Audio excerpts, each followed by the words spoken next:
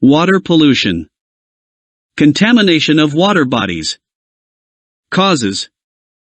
Agricultural reasons such as surplus fertilizers and pesticides. Domestic waste from homes, garbage. Industrial waste from factories. Nuclear waste. Consequences. Fertilizers wash away into the rivers and give rise to eutrophication, and pesticides contain toxic materials that are harmful to human health. Domestic waste pollutes water with different biological and chemical wastes, leading to diseases such as diarrhea. Radioactive isotopes cause mutation in human cells. Bilharzia.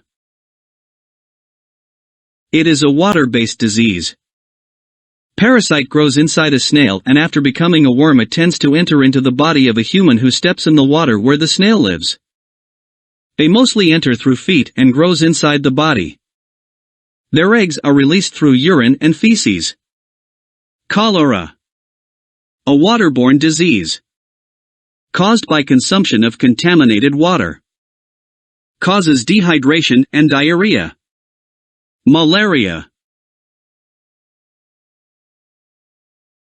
A water-bred disease.